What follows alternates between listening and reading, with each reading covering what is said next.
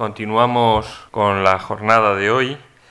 Tenemos con nosotros al profesor Adolfo Castilla. Le pedí un currículum para presentarle y hay algo que no falla.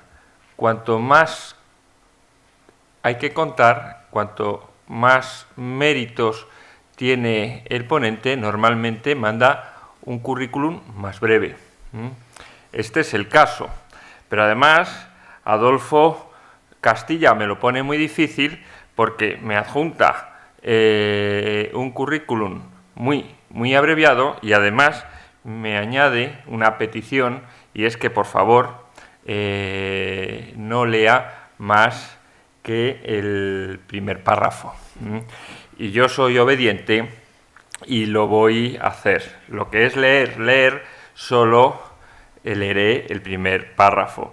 Y con lo que acabo de decir ya he dicho bastante sobre la personalidad y la altura de Adolfo Castilla. Catedrático de Economía Aplicada, doctor ingeniero por ICAI, licenciado en Ciencias Económicas y Empresariales por la Universidad Autónoma de Madrid, MBA en Wharton School, máster en Ingeniería de Sistemas e Investigación Operativa, Moore School, Universidad de Pensilvania, licenciado en Informática también por la Universidad Politécnica de Madrid. Y tengo el mandato de no seguir leyendo. Pero yo tengo que añadir algo más, porque conozco a Adolfo Castilla gracias a la iniciativa de Francisco Molina y llevamos ya más de 2 años colaborando, intercambiando inquietudes, visiones con otros compañeros sobre la materia que nos ocupa estos días. Y yo quiero añadir algo más. Es que si hay algo que caracteriza al profesor Castilla, es su juventud. Tiene un vigor envidiable. Tanto es así que me ha dicho que, si no nos importa, que él prefiere hacer su exposición no sentado, sino de pie en el atril. El profesor Castilla nos va a hablar exactamente del bien común que deben generar la economía, la política y las instituciones. Tras este título, es fácil adivinar que muy posiblemente para el ponente ni la actual economía, ni la actual política, ni actualmente las instituciones están realmente cumpliendo su función, que es para el bien común. Adolfo, cuando quieras. Me gustaría, desde luego, agradecer a los organizadores, la Fundación Cultural Ángel Herrera Oria, la Asociación Católica de Propagandistas, CEU, Universidad San Pablo, y, por supuesto, a Francisco. Francisco se va a quejar de que hagamos referencia a él, pero os podéis imaginar que para mí es sorprendente la labor que hace nuestro grupo de coordinación, lo que nos hace trabajar, y realmente antes del verano me pidió que si me podía encargar de esto, me entusiasmó tanto que me he pasado todo el verano, y mi mujer lo sabe muy bien, de la mañana a la noche he producido 25 posts en uno de mis blogs y me he metido a fondo en el tema. Por tanto, el responsable de todo es Francisco, aunque no de los errores o de lo que falte en mi presentación. Paso enseguida para aprovechar al máximo el tiempo, pero yo os diría lo siguiente, veréis, se me ocurren 2 comentarios iniciales, producto de lo que me ha ocurrido recientemente. No hace mucho, en una conferencia mitad en broma, mitad en serio, el presentador me dijo, ¿usted va a decir algo o va a utilizar PowerPoint? Yo voy a utilizar PowerPoint, pero pretendo decir algo.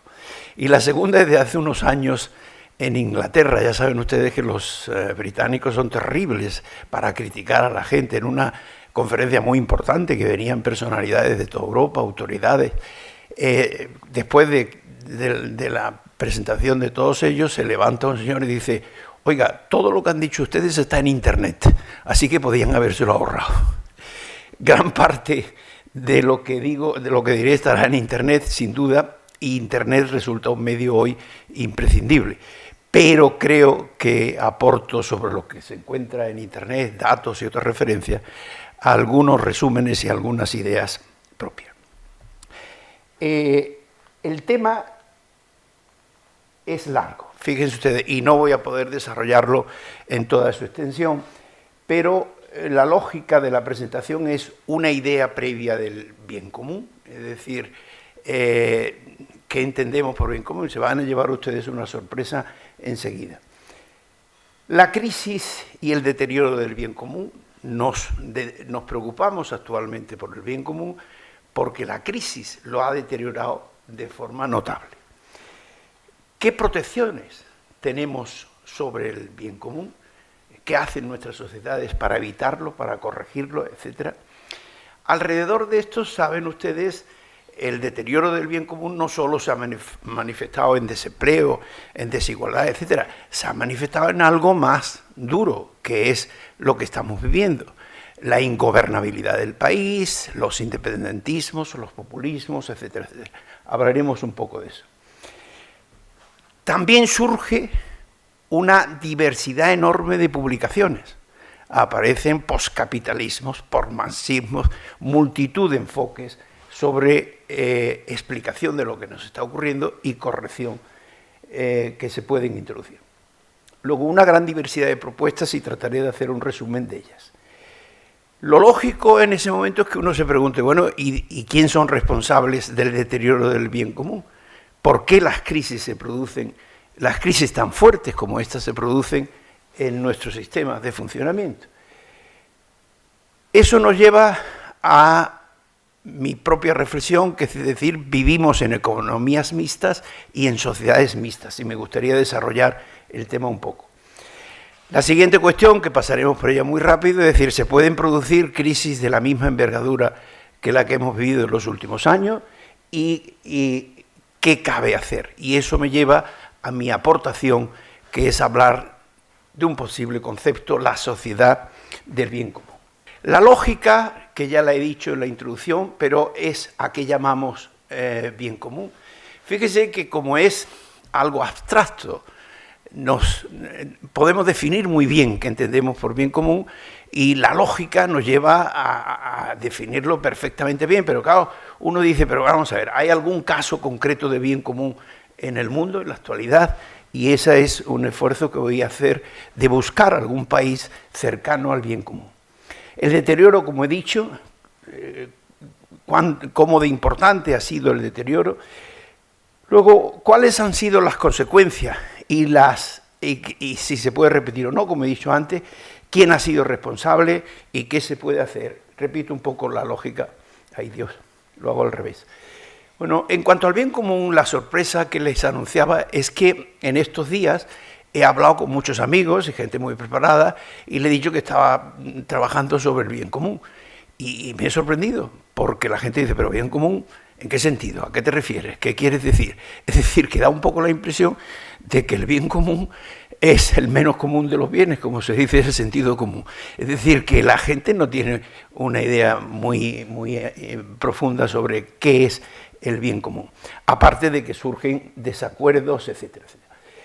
Por supuesto, tratando de dar una idea previa de ese bien común, tiene connotaciones con todo aquello que es público y está a disposición de todos. Tiene todo aquello que se benefician los ciudadanos y que es producto de la economía, el crecimiento de una determinada sociedad, país o conjunto de países. Está relacionado con todo aquello que puede ser utilizado y aprovechado por todos los miembros de una sociedad. Nos parece que hay una serie de bienes comunes.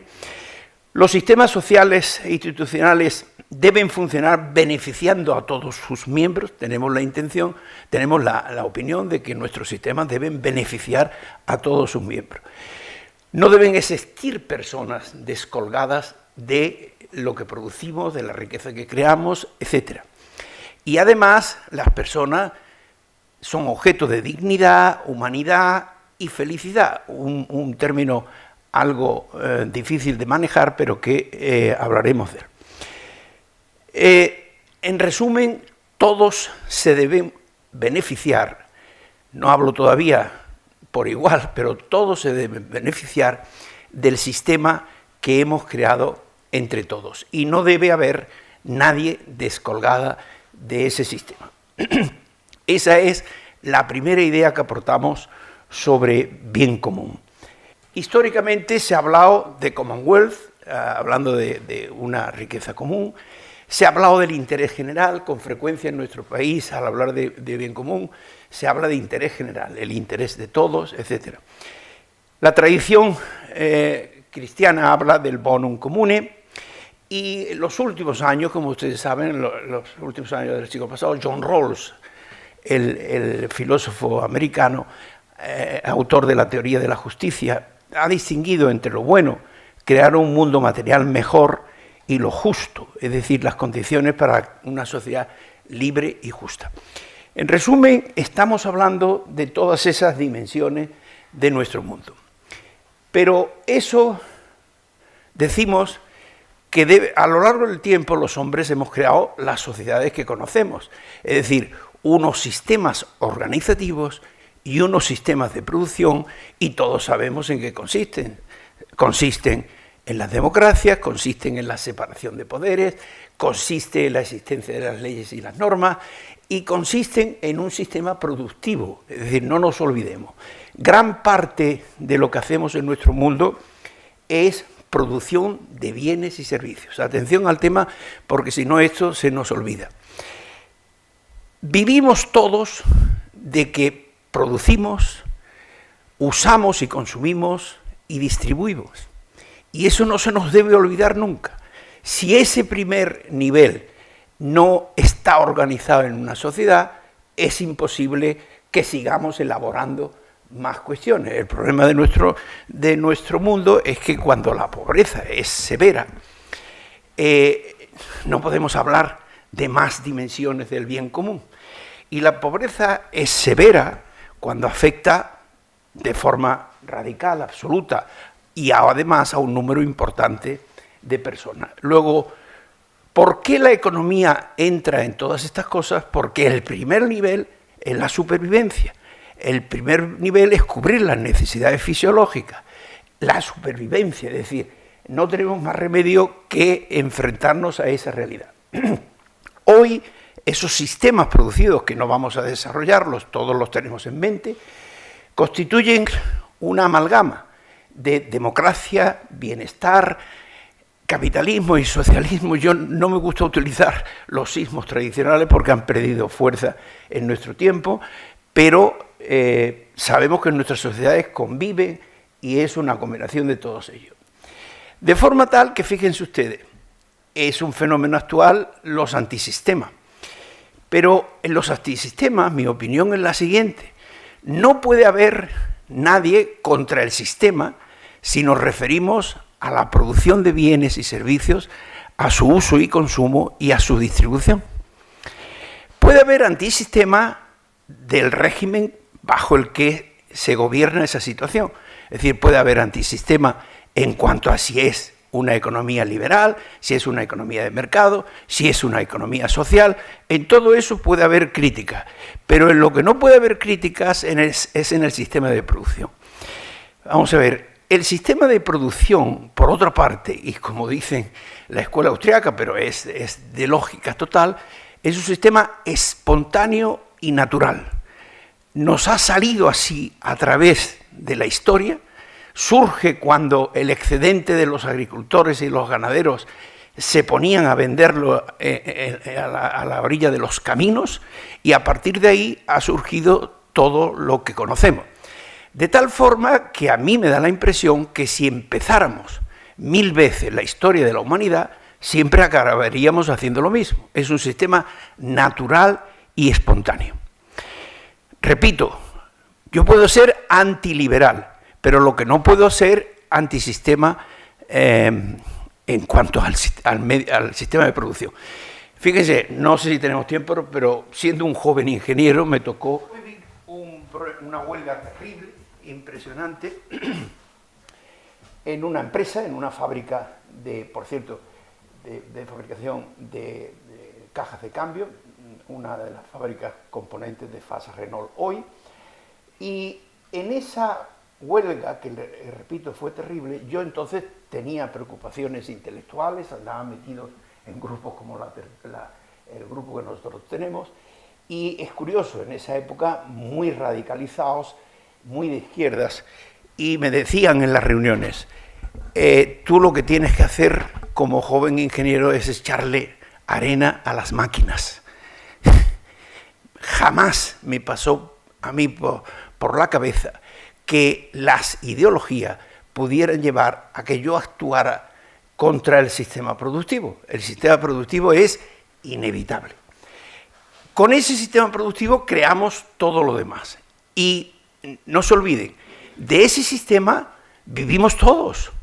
Vivimos los funcionarios, los políticos, los médicos de la Seguridad Social, los catedráticos de universidad, todos vivimos de ese sistema. Por supuesto, los obreros que trabajan en las empresas, todos vivimos de ese sistema. Los empresarios viven de ese sistema, por tanto, ¿de dónde viene ser antisistema al referirme al sistema productivo? ¿De dónde vienen esas ideas tan raras? El sistema de producción debía ser en nuestro mundo intocable, porque todos vivimos de él. Por eso muchas veces cuando uno se encuentra algún compañero catedrático que presume de su cátedra y de su oposición, yo en el fondo pienso, pues oye, vives del sistema, estarás de acuerdo conmigo. En cuanto desaparezca el sistema, ni tu cátedra, ni tu oposición, ni tus méritos sirven para nada. Y lo estamos viendo en nuestros días en países fallidos como Venezuela, etcétera, etcétera. Luego, el sistema en ese sentido, en mi opinión, es intocable. Me he extendido un poco en esa cuestión, pero para mí es fundamental. Por supuesto, en ese sistema contribuyen, en mantenimiento de ese sistema contribuyen unos más que otros. Y digámoslo de una vez, los empresarios tienen un papel fundamental, porque son ellos los que añaden valor a ese proceso productivo, a esa transformación de materias para conseguir productos utilizables, etcétera, etcétera. Luego, no le demos vuelto a ese tema, que en mi opinión es así de claro, y ahí hay pocas alternativas. Luego hablaremos del caso de Christian Felber, el autor de La economía del bien común, y sus múltiples alternativas, pero digamos, pocas alternativas hay para el sistema productivo. Hombre, mejoras hay a montones, pero pocas alternativas para ello. Pero bueno, siguiendo con el tema del bien común y tal como había anunciado, se me ocurre buscar entre nosotros un país que se acerque a esa idea de bien común inicial que hemos anunciado. Y ese país me ha salido Noruega. Me ha salido Noruega porque es el que ocupa el primer lugar en el índice de desarrollo humano en el último informe de 2015. Tiene una renta per cápita, es el cuarto país por renta per cápita, con una renta per cápita, fíjense, de 74.734 dólares. En democracia es, asimismo, uno de los países más democráticos del mundo, de acuerdo con el informe de inteligencia de The Economist. Es uno de los países donde hay menos corrupción del mundo. El primer lugar también en el tema de la felicidad. La felicidad, que es un tema difícil de tocar, en mi opinión, pero en uno de los informes recientes de las Naciones Unidas ocupa Noruega el primer lugar. Y la desigualdad es una de las menores que existen en el mundo. Luego, de forma concreta tenemos un país, por supuesto, es más difícil ver las situaciones de conflictividad, los problemas de ingobernabilidad que tanto nos han afectado en España en los últimos tiempos, pero parece que es un país tranquilo, un país donde los movimientos antisistema son menores que en otros. Por cierto, no hay que olvidar que, y uno tiene que recordar el asesinato hace 3 o 4 años de 93 personas, muchos de ellos jóvenes, por un radical muy de derechas, un ultra, que era además un hombre inteligente de 32 años, empresario, y que no tenía ningún problema psicológico. Y lo más alarmante del tema es que tenía muchos partidarios en el país, es decir, que eso nos indica que en nuestro mundo podemos encontrar países cercanos a ese bien común, pero bueno, el desempleo, como saben ustedes, está alrededor del 5 y algo %, es decir, que no hay desempleo. Y hay que decir también que, claro, Noruega ha tenido la suerte del petróleo, tienen un fondo soberano de 800.000 millones de euros, que utilizan muy bien. Bueno, ahí tenemos un país cercano, de forma concreta, al bien común que buscamos. Un país donde la gente se entiende. Hay que decir también que son 5 millones de habitantes, que es un país de clima frío, es un país extenso, la densidad de población es baja. Es decir, tiene una serie de características, digamos, naturales que contribuyen a ello. Pero al mismo tiempo, no se olviden, es un país comprometido con la paz en el mundo. El Instituto de la Paz de Oslo es un país hoy comprometido con la admisión de inmigrantes. Está diciendo las Naciones Unidas que los inmigrantes que no admitan la Unión Europea, que en parte ellos lo pueden admitir, etc.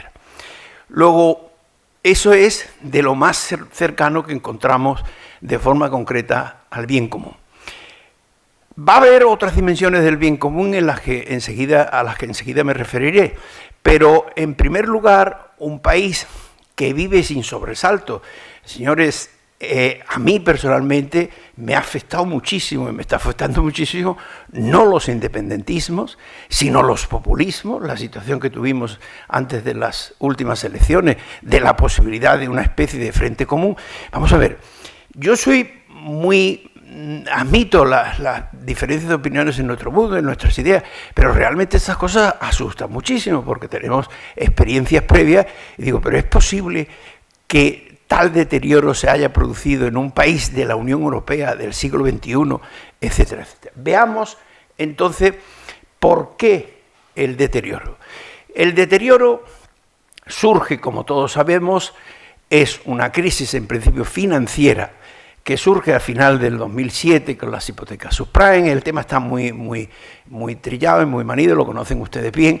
El tema es la crisis profunda del sistema financiero, se produce en el 2008, en ese cuadro tienen ustedes lo que son los pasos intermedios hasta septiembre del 2008, con la intervención de Lehman Brothers es a mitad de camino, pero tienen ustedes que se genera una crisis financiera donde sencillamente los bancos dejan de tener dinero porque no se pagan las hipotecas, porque se produce una espiral de que la gente saca el dinero, los bancos reclaman a sus acreedores el dinero que tienen, y el resumen de todo ello, como saben ustedes, las hipotecas subprime, lo más grave del tema es que fueron paquetizadas y vendidas a todo Occidente, con lo cual todo el mundo resultó impregnado por el tema. Previamente, y si luego tenemos tiempo, dedicaremos un tiempo algo a eso, existía tanto en Estados Unidos como en el caso concreto de España una burbuja inmobiliaria increíble. Una burbuja inmobiliaria que hoy sabemos que fue consecuencia de un liberalismo extremo, el tema de Greenspan es tristísimo, si tuviéramos tiempo nos referiríamos a él, pero reconocer un hombre que había sido para mí un personaje increíble durante años y que no perdía el momento de llegar a Estados Unidos para verlo en televisión, dirigiéndose al Congreso de los Estados Unidos, y que después de la crisis tuvo que admitir que él creía que el mecanismo de mercado iba a funcionar, iba a arreglar las cosas, y por eso no intervino en ningún caso. Luego, lo cierto es, si nos referimos al caso concreto de España, lo cierto es que, fíjense, España, luego lo veremos en un gráfico, ha perdido en estos años la crisis. En España en concreto, que no ha sido el mismo perfil en otros países, surge entre el 2007 y el 2008, se extiende. El 2010 fue un año de cero crecimiento en el caso de España, pero vino una segunda fase de la crisis, 2011, 2012 y 2013. En total hemos perdido un 10% del Producto Interior Bruto en esos años. Y países cercanos como Francia y otros no han perdido tanto. Por tanto, nosotros lo que hemos hecho es que nuestra situación relativa se ha deteriorado. En 1992 España era la séptima economía del mundo, por encima de Canadá. Y en el 2008 era todavía la octava. Al final de este periodo estamos recuperándonos, como todos ustedes saben, desde el 2014, el 2015, el 2016, sobre todo los dos últimos, y este año que también es de recuperación.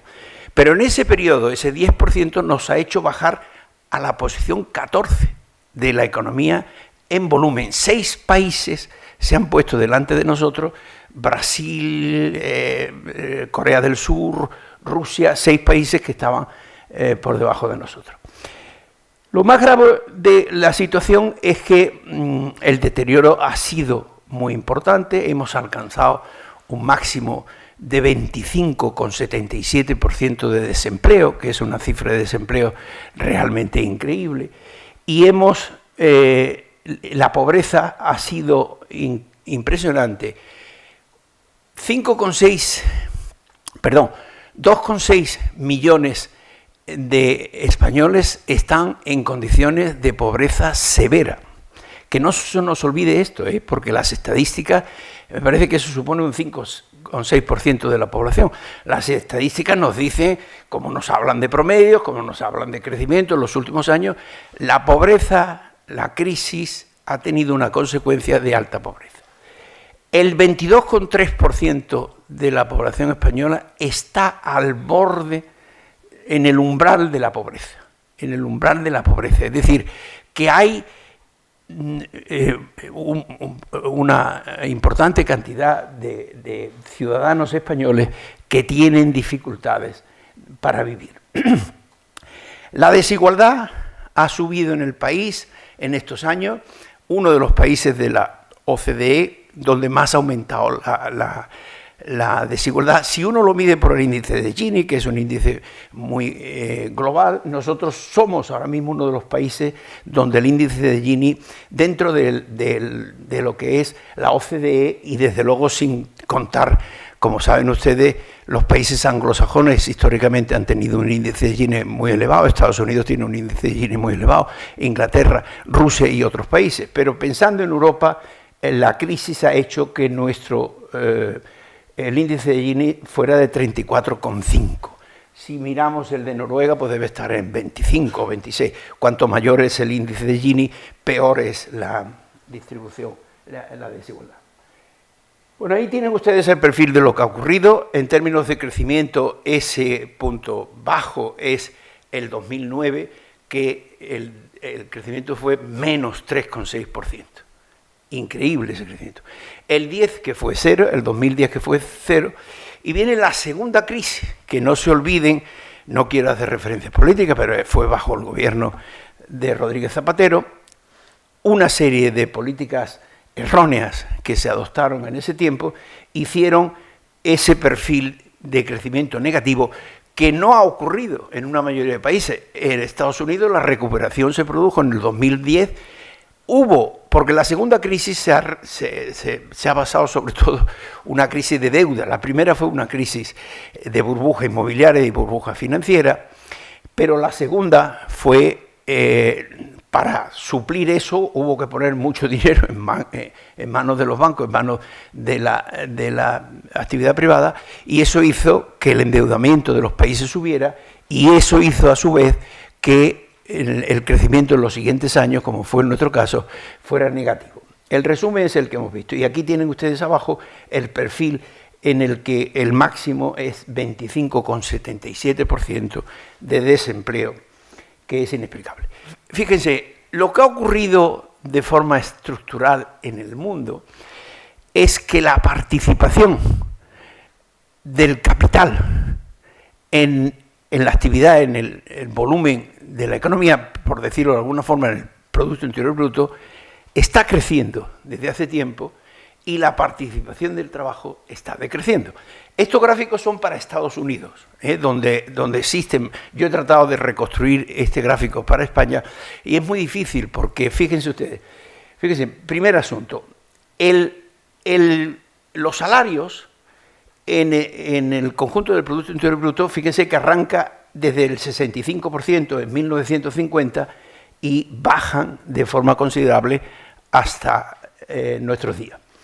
Mientras que la participación del capital, que fíjense ustedes que es menor, 10%, alrededor de entre el 5 y el 10%, en este gráfico tengo la sospecha de que se está comparando beneficios de las empresas con salarios, lo que recibe el capital en cuanto a beneficios y lo que recibe en cuanto a salario la masa obrera.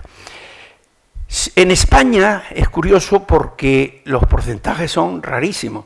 Son un 47% para el capital de promedio y un 40 y tantos para el trabajo. Y es porque cuando se habla de capital se incluyen no solo los beneficios, sino otra serie de componentes, lo cual es bastante lógico. Pero este fenómeno de separación entre uno y otro, es debido también, ya saben ustedes, a la economía financiera. Hemos creado una economía financiera que produce capital sin actividad real. Luego, si quiere, nos detenemos en eso. Muchos economistas dicen que no hay nada más que una economía y que en todo caso son las dos caras de una misma moneda. Pero muchos, por otra parte, comprobamos que la actividad financiera, la especulación, el capital, etcétera, etcétera, ha crecido muchísimo en nuestro mundo, en detrimento, además, de lo que llamamos economía real, que es la producción, la inversión en plantas, la creación de empleo, etcétera, etcétera. No le demos vueltas. Ustedes saben que el crecimiento en una economía es la combinación de capital y trabajo. Si ponemos capital y trabajo juntos y aumentamos el capital y el trabajo que ponemos juntos, se produce el crecimiento. Cuando ese componente varía, pues es cuando se producen fenómenos como estamos diciendo. Fíjese, en cuanto a la desigualdad, que es, repito, uno de los motivos por los que dedicamos atención al bien común. También se está refiriendo a Estados Unidos y yo he encontrado dificultades para repetir este gráfico en España. Pero se lo leo. En 1980, si toman ustedes el 50% que ahí ven es el 50% el promedio de familias que reciben la renta promedio. Es decir, las familias tienen una renta y si uno lo divide en 10 espacios y toma el del 50%, el 50%, es decir, las familias que en Estados Unidos en 1980 estaban situados en ese promedio del 50% de la renta de la familia, eran de 56,5%. 56,5% de las familias estaban en ese percentil. Sin embargo, en la actualidad, el porcentaje ha bajado hasta el 45,7%. Es decir, que hay una desigualdad manifiesta en nuestro mundo y preocupante, como se pueden imaginar. Viene a continuación, decimos muy bien, si la economía se hunde, si existen condiciones estructurales que hacen que exista cada vez más dinero, que crea menos trabajo y que crea más riqueza a través de procesos que podemos discutir, ¿qué protección tenemos con ese deterioro? ¿Qué hacemos en las sociedades? Esto, las estadísticas y sobre todo las macroeconómicas nos dicen poco, porque nos hablan de promedios, de crecimientos, etcétera, etcétera. Hay que acudir, por ejemplo, a los informes FOESA. Y los informes FOESA en los últimos tiempos nos hablan de una cosa realmente interesante. Fíjense, A veces yo pienso que las crisis, y he escrito sobre ello, son como catástrofes naturales, porque no sabemos muy bien cómo se producen, surgen de pronto, como ha aparecido esta crisis, no podemos pararlas. Estados Unidos la ha parado mucho mejor que nosotros, por ejemplo, inyectando una cantidad de dinero increíble en la economía privada y ha hecho que se recuperara. Pero realmente surgen de la noche a la mañana, por circunstancias que es difícil rastrear y explicar, no se pueden parar y afectan siempre a los mismos y a los más desfavorecidos, es decir, exactamente igual que las catástrofes naturales.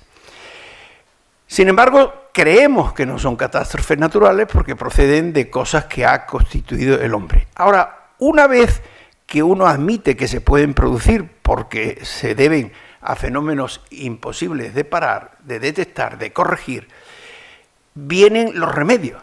Acuérdense ustedes que en las catástrofes naturales hay enseguida las ayudas a los damnificados, la reconstrucción de las viviendas, la reconstrucción de las infraestructuras. Hay ayudas. Es curioso porque, pensando por mi parte que lo que hay que hacer frente a las crisis es reforzar las medidas correctoras y las medidas de ayuda a los damnificados, en el informe FOESA, yo no lo conocía, analizando los informes FOESA, ellos analizan, fíjense ustedes, 3 indicadores.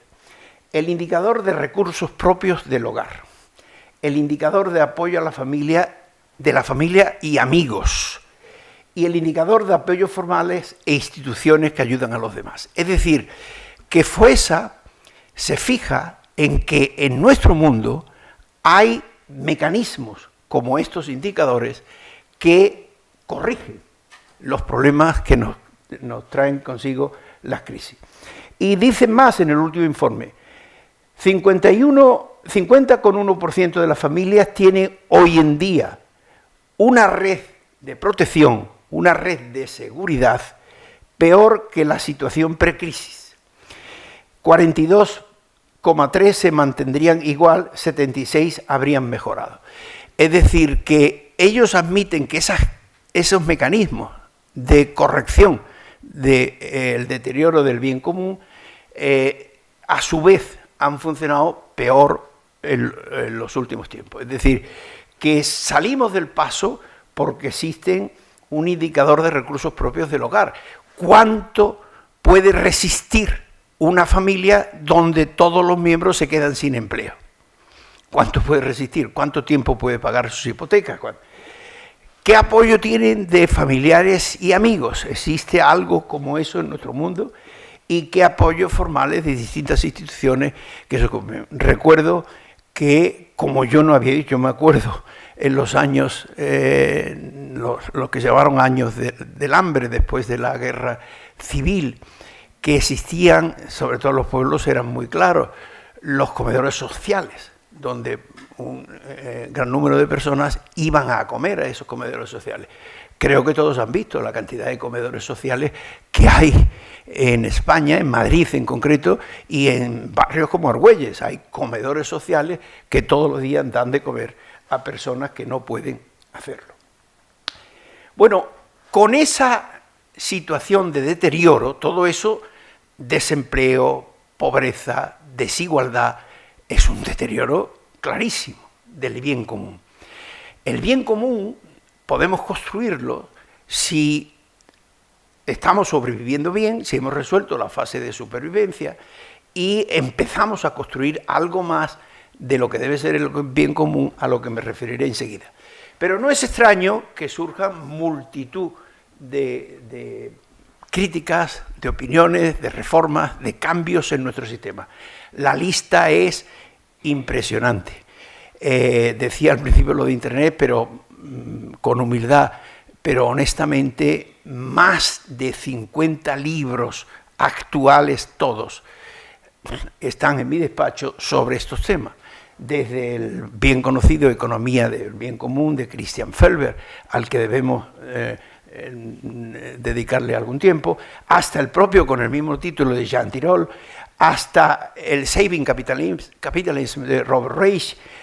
Por supuesto hablamos de poscapitalismo, posmarxismo, etcétera, más los que se refieren a la desigualdad o los que ponen su énfasis en el comunitarismo. Hay multitud de sugerencias sobre lo que podemos hacer y actuar. De forma tal que las propuestas son, como se pueden imaginar, increíbles.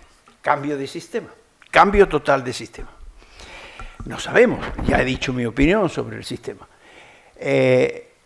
Reformas, salvar el capitalismo, para muchos. Cambios radicales internos, economía del bien común. La economía del bien común de Christian Felber es un proceso increíble porque consiste en cambiar la medida del Producto Interior Bruto, los balances de las empresas.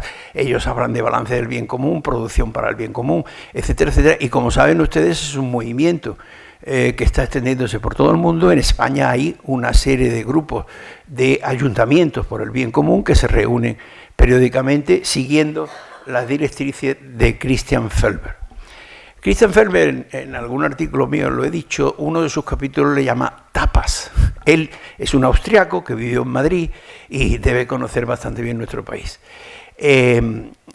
Empieza diciendo en su libro como algo que me parece que mencioné al principio, que la mayor parte de las constituciones del mundo ponen como objetivo de la organización de un país el bien común. Todo el mundo utiliza esa referencia. No se define, se nos olvida, pero todo el mundo en sus constituciones declaran que el bien común es el objetivo.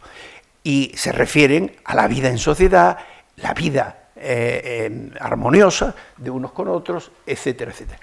Decía que hay un artículo que le llama tapas, pero que es traducción, que es el acrónimo de tapas, pero es There are many or plenty of possibilities. Es decir, que él se acoge a Margaret Thatcher, sobre todo decía que no hay alternativas. Yo lo he dicho también, pero no alternativas a la forma de gobernarnos, sino que no hay alternativas a nuestro sistema productivo, aunque sí hay posibilidad de reforma. Entonces él dice, como crítica a Margaret Thatcher, que decía que no había alternativas para nuestro mundo, él dice que there are plenty of alternatives. Bueno, eso como en cuanto al bien común. Pero luego hay cambios de modelo productivo, innovación, nuevas tecnologías, etcétera. Cambios de políticas, el liquidity trap en el que hemos caído en Europa es clarísimo. Postcapitalismo, posmarxismo y otras.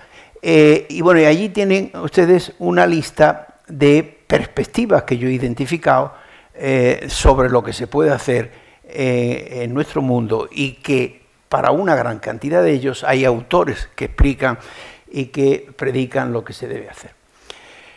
Si uno pasa ahora a decir, bueno, ¿y por qué nos ha ocurrido esto? ¿Por qué nos ha ocurrido esto? Pues verán ustedes. En principio, falta de regulación y control. El liberalismo del mercado, perdón, porque sé que en esta sala hay muchos liberales, yo mismo soy liberal, y no es un problema de ataque al liberalismo, es un problema de que los mercados tienen que ser libres. Ese sistema productivo al que antes me refería tiene que ser libre, tiene una condición que tiene que ser autónomo, individual. El hombre, el empresario tiene que tener libertad para actuar, etcétera. Es decir, eso, por supuesto, como condición previa. Pero lo que estamos viviendo en los últimos años es que los mercados necesitan regulación. ¿Hasta qué punto la regulación? Ya lo veremos también, pero desde luego la crisis inmobiliaria de Estados Unidos en nuestro país fue un problema de falta de regulación. Por supuesto, falta de políticas económicas adecuadas. En políticas económicas ya saben lo que se dice. A veces es que no se sabe, no se quiere o no se puede. Es decir, que las políticas no son talismanes, no resuelven todos los temas, etcétera, etcétera.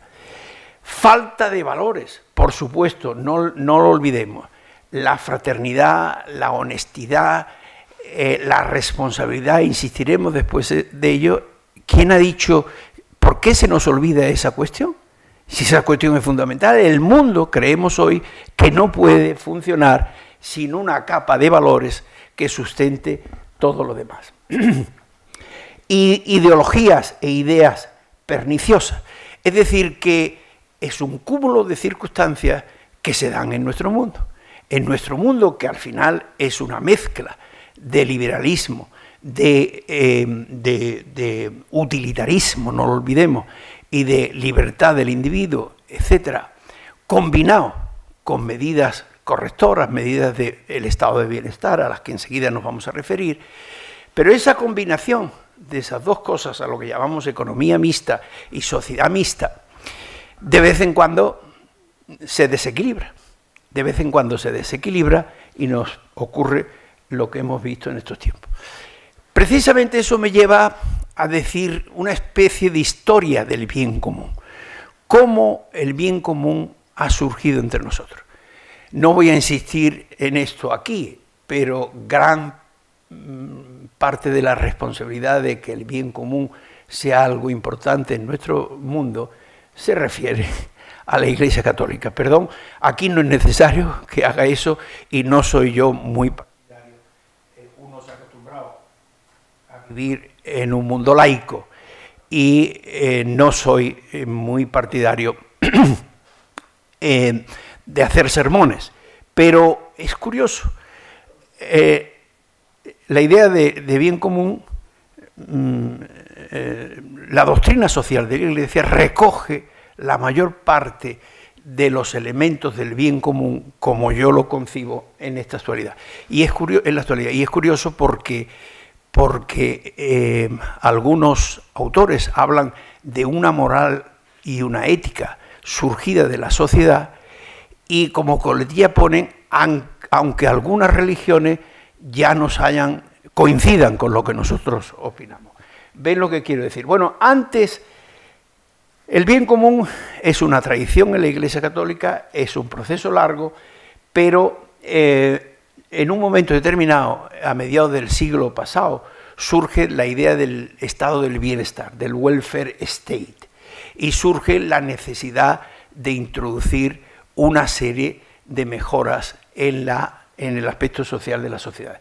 El tema es un poco largo porque viene, como ustedes saben, de la Alemania de principios de siglo, final de siglo. Otto von Bismarck fue el que introdujo la seguridad social.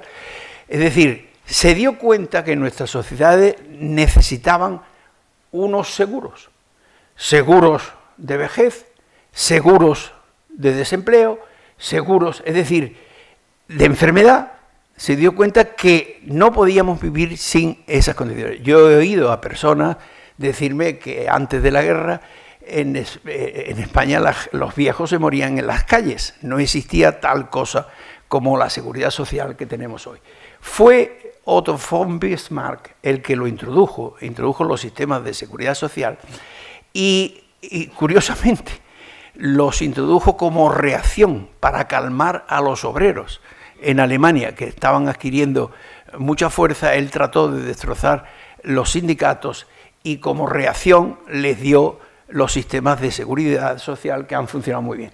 Eso nos llevó a la economía social de mercado en Alemania y hay una larga tradición que todos los países han vivido en ella. Es decir, welfare, estado de bienestar y seguridad social es uno de los componentes de nuestro mundo. Nadie discute eso y por eso nosotros pensamos que vivimos en una economía mixta y en una sociedad mixta. Y que mejor es que sigamos por ahí. Es decir, algunos, la escuela austriaca en los últimos tiempos, que se ha puesto de moda, se ha revitalizado, defienden un liberalismo feroz, trasnochado. Y yo muchas veces les he dicho a algunos, oye, si tú consideras que nuestro mundo capitalista es espontáneo y natural, ¿por qué no consideras que la sociedad mixta a la que hemos llegado es espontánea y natural? Eso es lo que nos ha salido. Y mejor es que sobre esa plataforma sigamos mejorando. Y hay multitud de mejoras en eso. A esa economía social de mercado viene en la actualidad la economía cooperativa de mercado, algunos de cuyos defensores dicen que constituye ya un 10% de nuestro Producto Interior Bruto. Pero sí, todo el mundo insiste en que necesitamos una economía basada en la honradez, en la empatía, en la confianza, vuelvo a lo que decía Francisco, y la justicia, la fraternidad y la caridad. ¿Por qué estos valores se han perdido en nuestro mundo? ¿Por qué se han perdido estos valores si son imprescindibles? Con eso entramos en esas nuevas dimensiones de del bien común. Por supuesto, todo el mundo, no hay que insistir en que la corrupción es un ataque al bien común. Oye, es que me habéis dejado ¿creéis que llevo 1 hora? Bueno, la corrupción es un ataque al bien común, como todos sabemos, igual que otros aspectos. Voy deprisa. Fijaros, 4 dimensiones básicas del bien común. Condiciones sociales de paz, justicia y libertad. Bienes materiales, educativos y éticos, equidad en el reparto de bienes y organización social adecuada. No voy a recorrer las declaraciones de la Iglesia desde Santo Tomás de Aquino hasta León XIII, renovaron y todos los papas que se han referido al hombre, pero no olvidar, el hombre es materia y espíritu, psiquismo y conciencia. La moral y ética deben inspirar todo. No quiero caer en sermones. La dignidad del hombre nos obliga a todos a ser virtuosos, etc. Recuerdo la matriz de la pirámide de Maslow, que cuando la veo expuesta por otros me echó a reír porque fue de las primeras cosas que vi que me enseñaron en Estados Unidos cuando llegué a principios de los años 70. Pero es verdad que el hombre es un conjunto de necesidades y que no se nos puede olvidar. Es decir, las fisiológicas, las de seguridad, no se olviden. Los hombres necesitamos saber que podemos criar a nuestra familia, mantener en nuestra casa, etcétera, etcétera. La asociación con amigos, la afiliación a grupos, el reconocimiento personal y la autorrealización, algo que a veces se nos olvida, pero que constituye partes esenciales del hombre. Es decir, que el bien común es una cosa compleja. El hombre necesita bienestar psicológico, necesita salud, necesita protección ecológica, necesita educación, necesita cultura, necesita vitalidad de la comunidad, uso del tiempo, buen gobierno y condiciones de vida. Condiciones de vida, por supuesto, y esta debería estar en grande, son, entre otras, las económicas. Bueno, Christian Felber, como ustedes saben, llega a tratar de medir la economía del bien común y tiene unos esquemas de medida del bien común. ¿Qué hemos aprendido? Se nos puede ocurrir, hace 2 o 3 años escribí mucho sobre uno de los libros que se publicó inmediatamente después de la crisis por el Fondo Monetario Internacional, que se preguntaba si hemos aprendido algo de la crisis. Y mi crítica fue que no habíamos aprendido nada a través de eso, porque eran pequeñas cosas sobre el coeficiente de los bancos, sino que era el Fondo Monetario Internacional. Pero hemos aprendido muy poco. Pero no solo hemos aprendido poco, sino que el futuro se nos presenta de forma muy distinta al pasado. Ya hemos oído algo de lo que se nos viene encima con la inteligencia artificial, con las nuevas tecnologías, lo que es la desaparición de puestos de trabajo. Es decir, que lo que hemos aprendido es que tenemos que estar muy alertas para cuando se produzca. Vuelvo a recordar la posición de Robert Gordon, que él considera... Fíjense, él considera, este autor de la Universidad de Northwestern, que tiene varios libros notables sobre estas cuestiones, consideran que en el mundo de momento no se va a repetir lo que ocurrió desde 1870 a 1970. 1870 a 1970 se produjo una compilación de revoluciones tecnológicas impresionantes. No solo el automóvil, no solo el transporte aéreo, no solo la electricidad, no solo los ascensores que permitieron construir lo que hoy es Manhattan, la economía doméstica, los electrodomésticos, todo eso ha sido una etapa brillante. Fíjense que 1970 es el año que se supone que comienza la tercera revolución industrial, la revolución de la información. Muchos están poniendo esperanzas en esa revolución, pero francamente no sabemos, en comparación con esas tecnologías que requerían mucho capital, mucha inversión y mucho empleo, él opina que se puede producir el perfil que ustedes ven, de forma que a partir de los 1000 se puede producir lo que él llama, y otros autores, el estancamiento secular de nuestro mundo. Una visión alternativa es la de estos dos autores, Brynjolfsson y McAfee, en su libro, no solo este, sino en el siguiente libro, que es La segunda edad de las máquinas. Ellos dedican mucho interés a lo que puede venir alrededor de la revolución digital actual.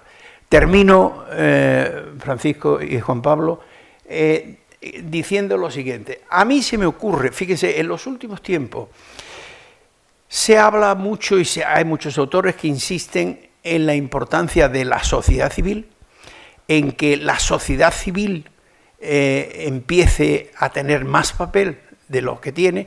Un poco la impresión que tenemos es que las democracias actuales son como las monarquías de Luis XIV y Luis XV, democracias ilustradas. Es decir, todo para el pueblo pero sin el pueblo. Es decir, fíjense, ya saben que lo que se apoya Podemos es en los escritos de Ernesto Laclau y de su mujer Chantal Mouffe, que estos justifican el populismo. Y es curioso porque justifican el populismo diciendo que hay capas de sociedad a las que siempre le toca lo peor, que no tienen acceso a nada y que nunca participan del juego democrático, es decir, que están siempre a un nivel muy bajo.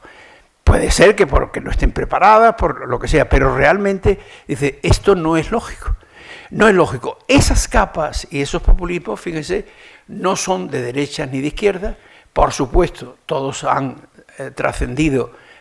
No hay tal cosa como una lucha de clases, no hay tal cosa como una dictadura del proletariado. Todas esas cosas son del marxismo clásico y duro, y nosotros estamos hablando de un postmarxismo. Esa visión de las cosas yo la comparto y me pregunto por qué los partidos gobernantes no atienden a esos populismos. ¿Por qué se los apropian partidos como Podemos? Pero eso a qué viene.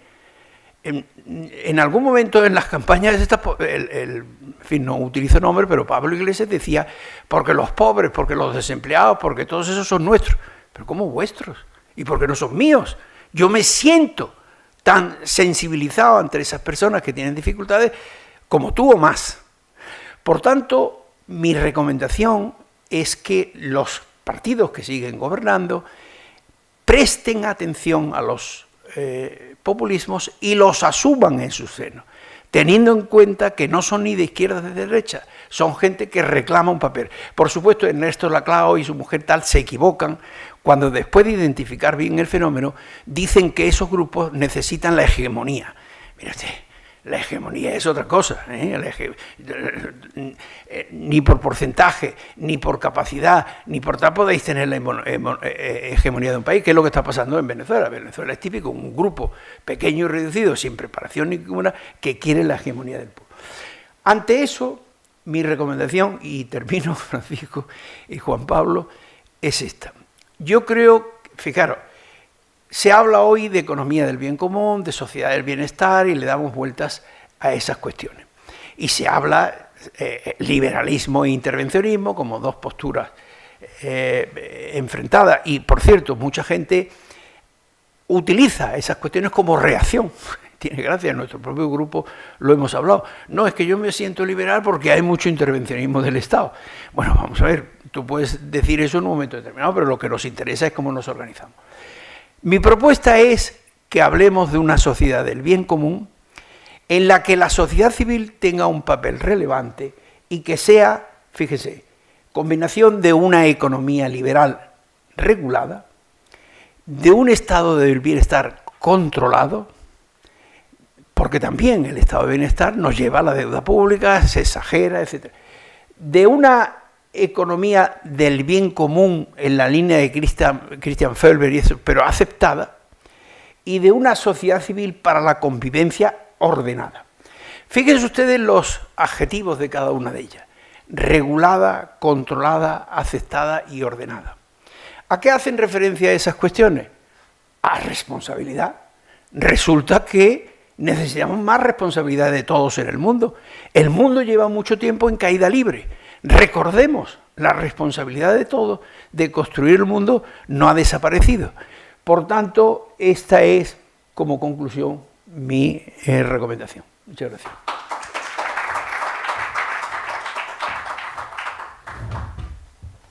Muchas gracias, Adolfo. Si hay alguna pregunta, alguna intervención, pues por aquí en primer lugar.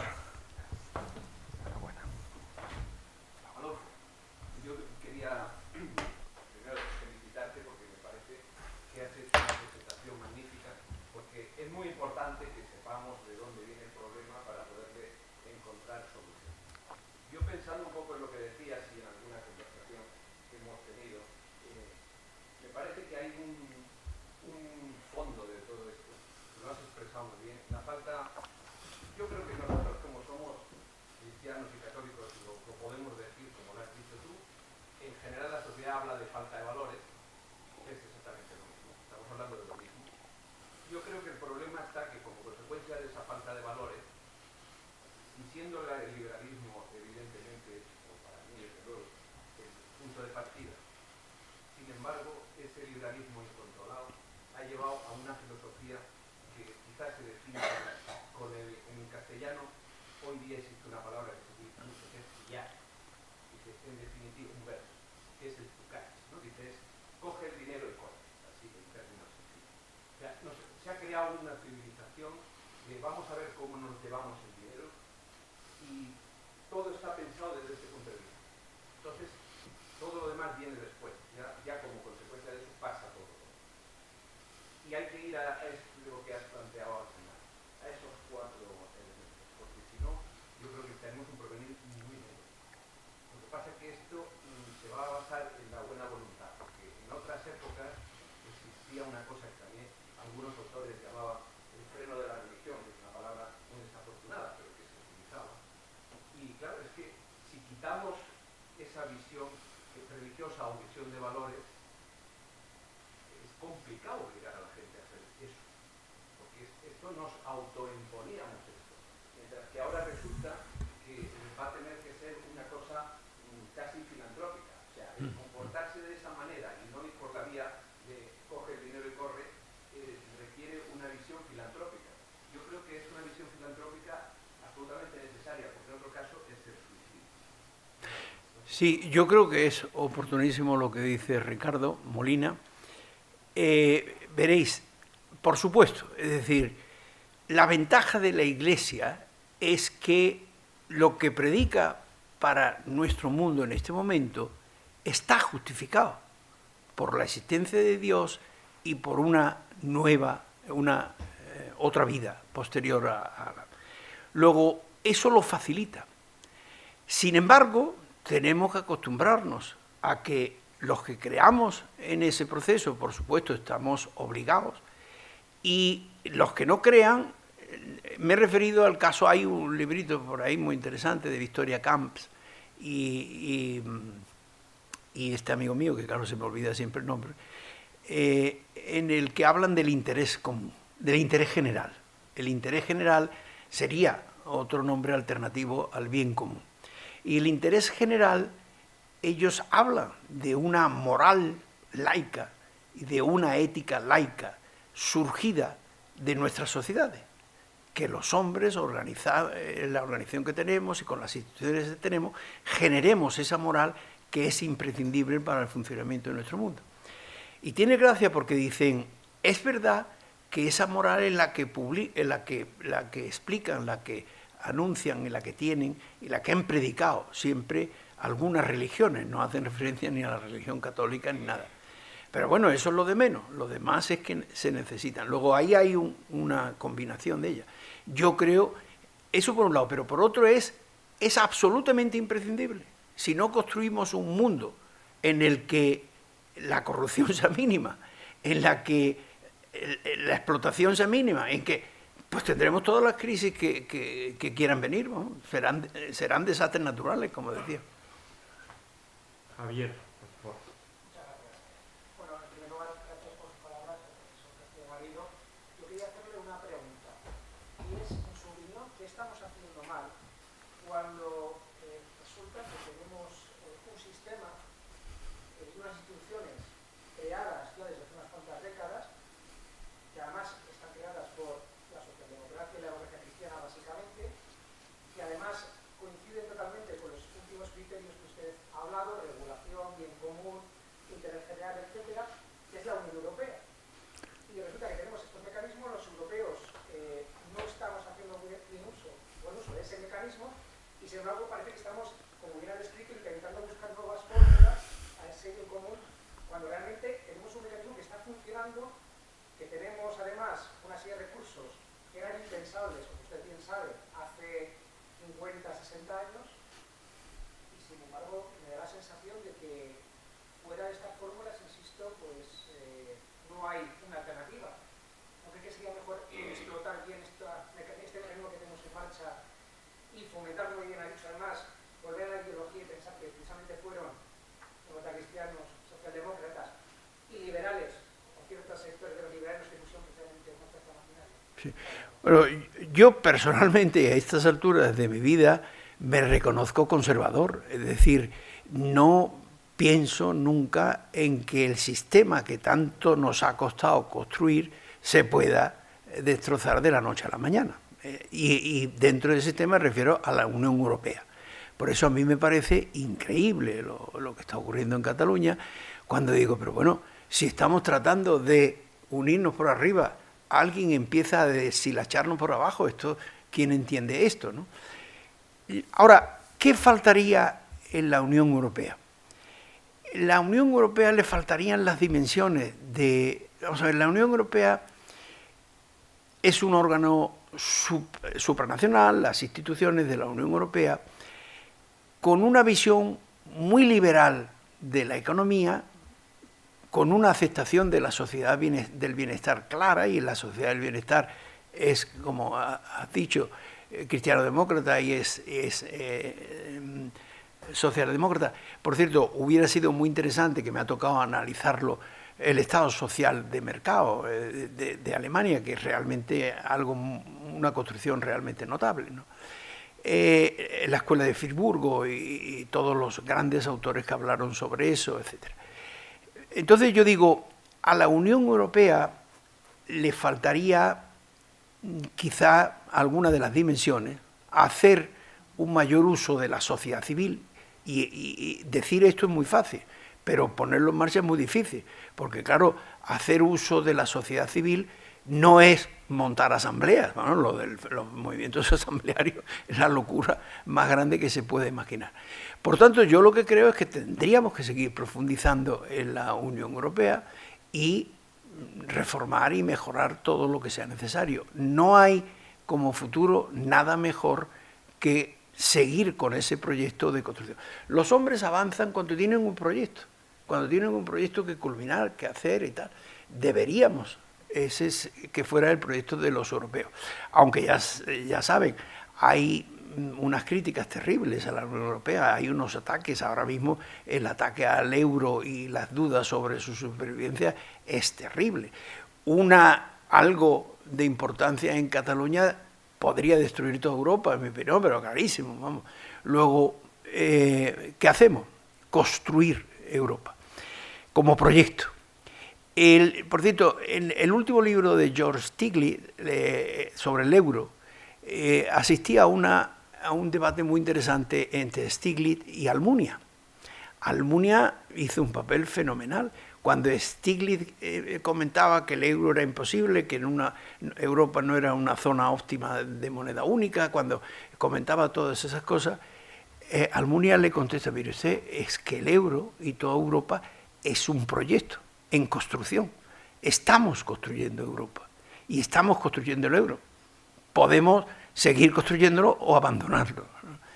Esa es una cuestión, pero al hilo de esa iba a aportar alguna idea más. La idea de construir Europa para mí es clara. Pero Europa pasa por la responsabilidad de las personas. El bien común, no podemos pretender que exista un bien común si las personas no nos sentimos responsables de construir nuestro mundo Y eso quizás sea lo que todavía falta en Europa con más fuerza. Una última pregunta. No. Muchas gracias. Porque, entre otras cosas, ha tocado usted un punto muy importante, que es la economía real. Estamos siempre con el monetarismo, traducimos todos a términos monetarios, pero realmente lo que subyace ahí es la forma de producir, la función de producción, que siempre lo que, la que genera bienes y servicios, como usted muy bien ha dicho. Es decir, si pensamos en la función de producción, siempre en el corto plazo se ha dicho que la tecnología venía a dar. Y la variable que mejor lo explicaba era precisamente el factor trabajo.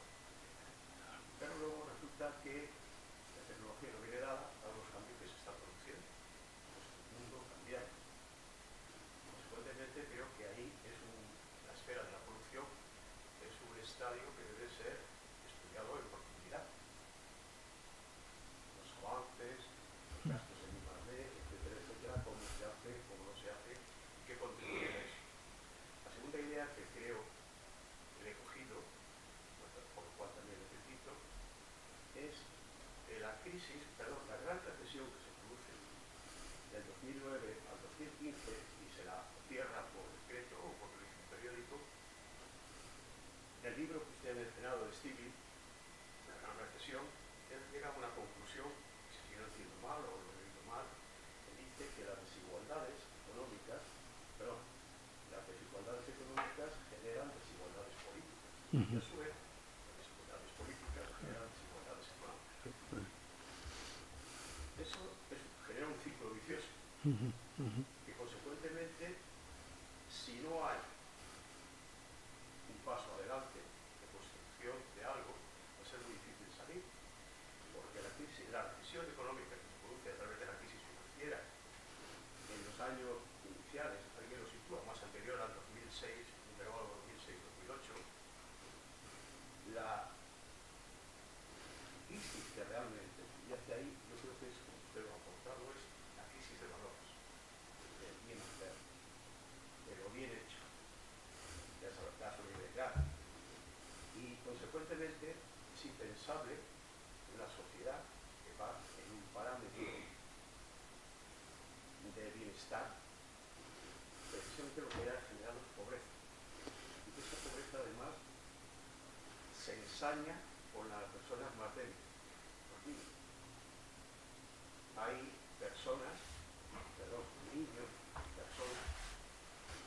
las que ya no protegen, que están teniendo, gracias a Dios, una comida al día, porque a esa labor social que se está haciendo se les da. Pero lo peor de la crisis es crisis de valores. La sufre la clase media, ha desaparecido. Es la crisis de la clase media que ha sido eso, porque se ha salvado a los creadores de la crisis, pero no a los que sufrieron la crisis. Eso se hizo cuando se protegió a los propios bancos, no a los deudores colectivos. Pero lo más lamentable de todo es esa, para mí, es la crisis de valores que se ha producido en esta sociedad. Esto que da lugar a ese populismo ignorante,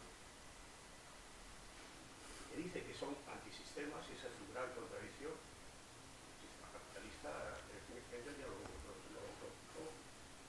familia, la propiedad privada y el Estado. Y ese es el ataque frontal que tienen los antisistemas comunistas e ignorantes. Consecuentemente, los grandes sufridores de todo esto es precisamente ellos.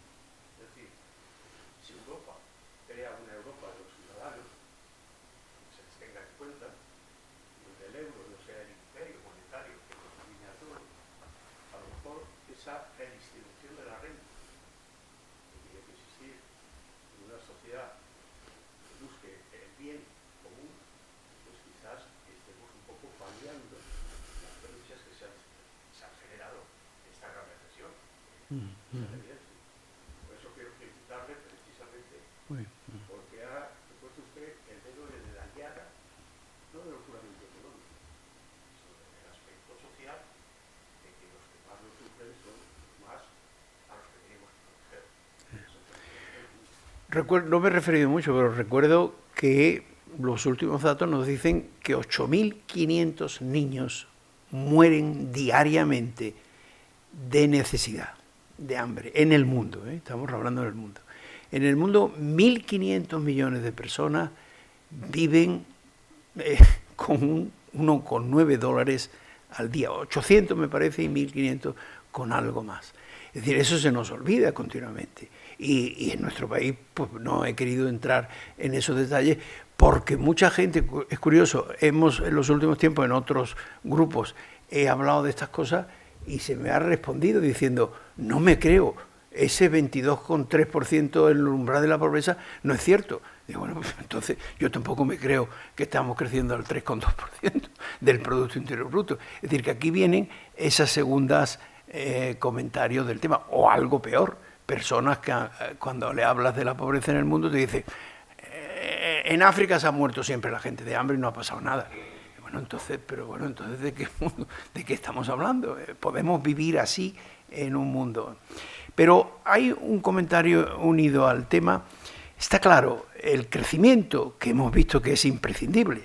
Yo me he preguntado a veces, puesto que el crecimiento en un planeta limitado, hay preocupación. Y mucho antes de la crisis se hablaba de crecimiento cero, etcétera, etcétera. Luego es una alternativa. Yo muchas veces me he preguntado si se podría crecer en otra dimensión. Es decir, que no solo fuera todo hormigón, cemento, petróleo, acero, es decir, todo eso hard, si podríamos crecer, puesto que el crecimiento es necesario, imprescindible para que las personas mejoremos, si se podría crecer en otra dimensión. Y la única dimensión que se me ocurre es la economía de la información, que vivamos del intercambio de bienes de información, de conocimiento, de cultura, de entretenimiento, de arte, etcétera. A lo mejor por ahí los hombres tenemos una dimensión. Pero lo que está claro es que el crecimiento es poner capital y trabajo juntos, potenciado por la aparición de tecnologías que lo requieran. Y ahí viene mi último comentario. Bridgensolf y McAfee dicen que analicemos bien la situación, porque la situación, ellos utilizan dos palabras, bounty y spread. Bounty es riqueza, acumulación, y spread es diferencia, pero ellos evitan, y en Estados Unidos se evita mucho la palabra desigualdad, porque la desigualdad está implícita en nosotros. La desigualdad es algo que tenemos que contar con ello. El problema es o las desigualdades extremas, las desigualdades inadmisibles. Y por eso ellos hablan de spread, que se ha extendido la desigualdad. Pero al mismo tiempo hablan de bounty, porque claro, ¿dónde se ha visto empresas como Apple, como Facebook, como Amazon, el volumen, el valor que ha superado al del General Motors y de las grandes empresas industriales de otros tiempos? Lo peor del tema es que eso solo se está concentrando de momento en Estados Unidos, que esas empresas solo aparecen. Pero es verdad que las revoluciones actuales están creando mucha riqueza, están creando una abundancia enorme. Y hay, como ustedes saben, los que hablan de que vamos a un mundo de abundancia. Yo lo dudo, y como ha dicho Francisco muy bien al principio, el problema es el periodo de transición. En el periodo de transición se va a sufrir en muchos países y a uno le viene la idea de que el apocalipsis para mucha gente es ahora. Mucha gente atraviesa los apocalipsis y no nos damos cuenta, delante de nosotros. Los nuevos pobres, las familias, la clase media desplazada, no nos damos cuenta la cantidad de pequeños empresarios que se han quedado sin empresa y que no aparecen en las estadísticas, etcétera, etcétera. Claro. Entonces, esas situaciones, ¿cuál es el problema? Que esas situaciones son insostenibles. De eso viene la proliferación de partidos políticos, mareas y no mareas, y vienen los populismos y todas estas cosas. Es decir, hacemos un mundo ingobernable. Los independentismos, aunque en el independentismo hay otras, es consecuencia de una posverdad, vamos, de una cuestión inexplicable en nuestros días. Y aprovecho para decirlo. ¿Cómo es posible que una persona que parece inteligente, instruida, etcétera, como el presidente de la patronal, de la COE, diga en público que entre la sumisión a Madrid y la independencia hay un punto intermedio. Pero bueno, ¿qué nos ha pasado aquí? Primero, en democracia hay sumisión. Yo no sabía que había sumisión a nada. Segundo, sumisión a Madrid, será sumisión al Estado, sumisión a las leyes, sumisión... Es decir, este es el gran problema, que nadie está dispuesto a cumplir las leyes y las normas en nuestro mundo, porque falta la responsabilidad de todos nosotros. Luego, por ahí deberíamos encontrar nuestro camino. Sí, por favor.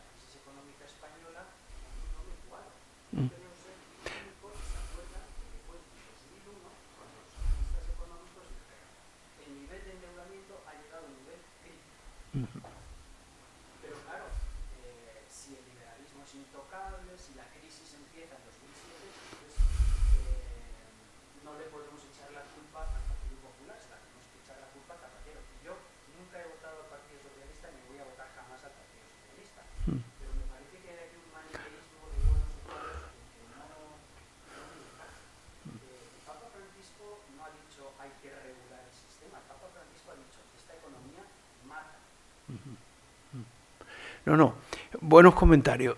Primero, efectivamente la crisis surge, vamos a ver, el boom inmobiliario, que es una locura como todos sabemos, que fue una locura como todos sabemos, surge con una buena intención. En el caso de España, Aznar dice, bueno, liberemos el suelo para que la gente construya donde quiera. En principio no está mal, se desencadena una furia por construir urbanizaciones en los sitios más recónditos del país. Pero bueno, ese es uno de los mecanismos que tenemos en nuestro mundo para hacer que las economías funcionen. Por tanto, en ese sentido la burbuja inmobiliaria se gesta, no en el Partido Socialista, sino en el Partido Popular. Surge a través. En Estados Unidos, no digamos, en Estados Unidos es Alan Greenspan el que vio toda la burbuja inmobiliaria tranquilamente, y cuando le preguntaron después dijo que creía que el mecanismo de mercado iba a corregirlo. Pero tu pregunta entiendo yo que va más en lo siguiente. Por supuesto que yo creo que cambios y críticas a los sistemas, a las concepciones, a ideologías, siempre. Lo que yo veo más difícil, alternativas a nuestro sistema productivo.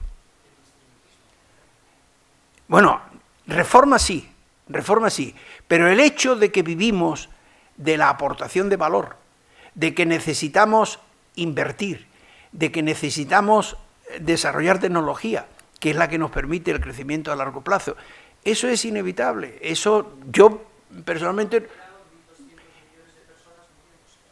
Sí, pero que yo digo, no necesariamente, al contrario, si no tuviéramos ese sistema productivo, estarían muriéndose de hambre muchos más. No, claro, es que eso tenemos que decir lo que... Vamos a ver, en los últimos tiempos se ha criticado mucho, cuando yo hablo de desigualdad y de aumento de las diferencias, etcétera, la gente me dice, ¿pero qué me dices? En el mundo tenemos una convergencia increíble. Claro que teníamos un proceso de convergencia enorme, no solo dentro de cada país, sino a nivel mundial. La vida de los hombres, ¿cómo vamos a comparar cómo vivimos ahora a cómo se vivía a principios del siglo pasado? Pero vamos, eso es una locura en todos los sentidos. Si uno sale a la calle, después de lo que hemos dicho, ¿qué ha pasado este verano? Una efervescencia de vacaciones, de turismo, de viajes al mundo. Saben que en España viajamos ahora, el sitio más cercano que va la gente es a Bali, a casarse. Por tanto, dice, pero eso es inconcebible. Cuando uno lee a Piketty y El Capital en el siglo XXI, que explica cómo era la vida de las personas en el siglo XIX, se echa uno a temblar. Luego, todo eso ha sido ganancia. Ahora, el que hayamos ganado eso no quiere decir que la crisis no se lo haya llevado por delante una buena porción. No olvidar, España en el 2008 estaba a las puertas, tenía el 99% del promedio de la renta per cápita de Europa. Hoy ha bajado ese promedio una cosa mala. Es decir, nos cuesta recuperar la pérdida del 10% del Producto Interior Bruto, nos va a costar bastantes años, porque como saben todos, el deterioro es muy rápido y la recuperación muy lenta en estas variables macroeconómicas. Por tanto, yo pienso que la crítica y las alternativas a las ideologías que gobiernan nuestro mundo, liberalismo o intervencionismo, esas yo creo que podemos hacerlas todos. Lo que encuentro más dificultad es nuestros sistemas productivos, que son un poco intocables, en el sentido de que cualquier cosa que los transforme de la noche a la mañana, lo que crea es pobreza, desempleo, problemas mucho más gordos que los que hemos vivido, ¿no? Y de hecho, la crisis, esa pérdida del 10% del Producto Interior Bruto, ese pasar de la octava economía mundial a la 14 y con renta per cápita del 34%, eso es lo que ha hecho que surjan la ingobernabilidad, los populismos, etcétera, etcétera. Entonces, ¿qué hacemos para evitar eso? ¿Qué hacemos para evitar eso? Hombre, aquí viene luego la coherencia de la gente. Antes de las últimas elecciones, me decía una persona joven, me decía, yo voy a votar a Podemos porque estoy sin trabajo. Digo, hijo mío, si tú votas por encontrar trabajo, vota al PP, por favor. Podemos no te va a dar nunca trabajo, tal como vemos que son las cosas. ¿Ves? Luego, estamos hablando de mantener nuestro sistema y luego organizarnos de la mejor forma posible en cuanto a ideología, en cuanto a interpretación, etc. Vamos a ir acabando. Una última pregunta. Bueno, más que una pregunta es un punto de vista. Le preguntaron a Juan Roth, el de Mercadona, cuándo saldríamos de la crisis, y dijo, no podremos salir de la crisis hasta que no seamos capaces de producir lo que consumimos. Tenemos que ser conscientes de una cosa, que si queremos consumir, hemos de producirlo, y si queremos consumir más, pues tenemos que producir más, consumir menos. Pero que la producción, enlazando con lo que dices, va por ese camino. Pero yo quería, digamos, decir otra cosa referente al bien común, y ya centrándonos un poco en España, por ejemplo. A mí no me preocupa la desigualdad, porque Dios nos ha hecho muy desiguales a todos, sobre todo en voluntad y capacidad de autonomía. Pero sí me preocupa que mucha gente no tenga un mínimo, siendo tan inteligente y teniendo también voluntad, que no es por eso decir, sino que el mercado no produce trabajo. No produce trabajo. Entonces, actualmente el Estado cubre la medicina, cubre la enseñanza. ¿Qué falta realmente para que la gente pueda salir de la pobreza? Pues un pobre deja de ser pobre el primer mes que cobra un salario. Claro. Se necesita empleo. Pero si las condiciones que generan los políticos hacen que ese mercado no desarrolle empleo suficiente, aquí hay que ir a un empleo básico, no a renta básica, sino a un empleo básico. Una renta a cambio de un trabajo que tiene que generar el propio Estado. Esto podría ser un brindis al sol, pero no nos da tiempo, pero lo que haría es que calcular, oye, ¿cuánta gente hay en paro sin cobrar de los 3 millones y pico, 1,5 millones? ¿Cuánto cuesta un empleo básico, por ejemplo, de 500 euros para ese 1,5 millones? Tanto. ¿Eso se puede financiar con el presupuesto que tenemos o no? Y entonces creo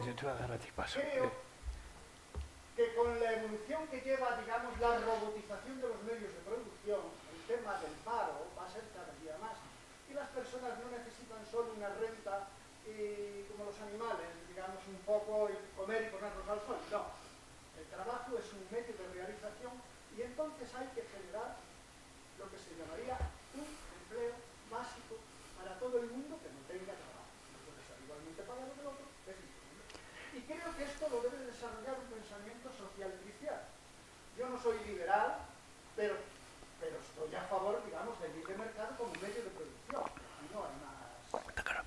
O el planificado comunista, que también es la otra opción. Voy a dar la contestación, debe darla Juan Pablo, porque de él hemos aprendido que el trabajo es uno de los primeros mecanismos de la distribución de la renta. Si no hay trabajo, pues la distribución se hunde. Luego es un mecanismo imprescindible. Pero en fin, él os explica mejor. Sí, pues yo lo que le quería era darle las gracias porque nos permite ya entrar en la jornada de mañana e invitarles a todos a que mañana continuemos esta jornada, porque precisamente esa es la cuestión que vamos a abordar en la primera de las sesiones de mañana. Aunque ya les advierto que el primer ponente de la mañana es el más flojito posiblemente de todas las jornadas. Y si no hay nada más, yo creo que podemos dar por terminada la sesión. Muchas gracias.